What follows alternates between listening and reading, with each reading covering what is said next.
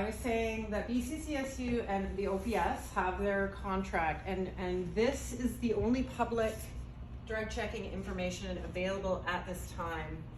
So I don't know if anyone has checked the substance reports or looked at substance, but theirs are a little more user-friendly than this. This doesn't tell us what the supply is. It doesn't give us day-to-day knowledge. And like for people, this is great for like politicians and people that need to see the broad trends and the health authorities, but it doesn't support people who use drugs to be safe.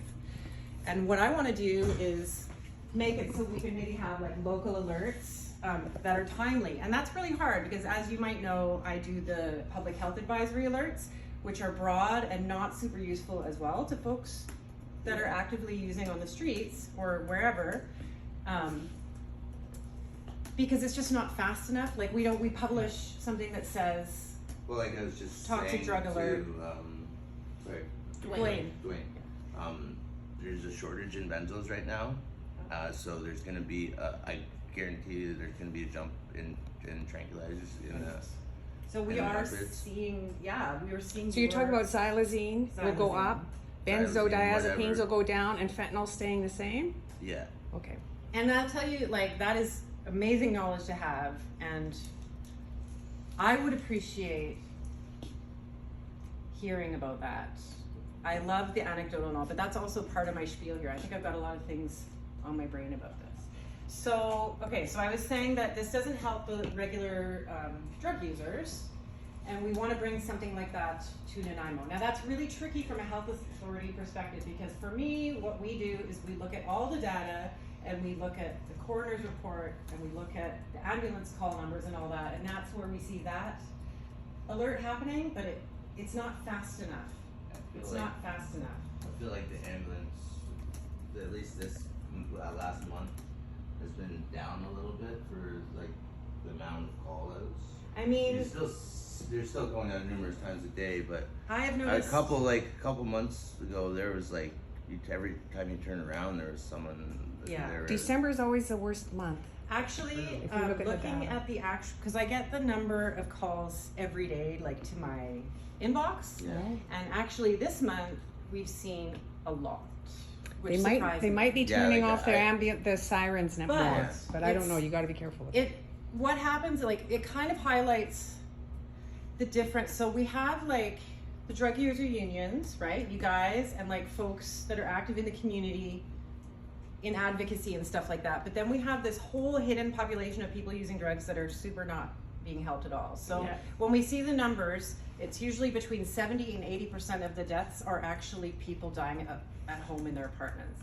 And so when we look at ambulance calls, it could be people calling from parties, it could be a different demographic, right? Of like grades people or whatever. Like the last month we've had like 4 people personally that I know that have passed away.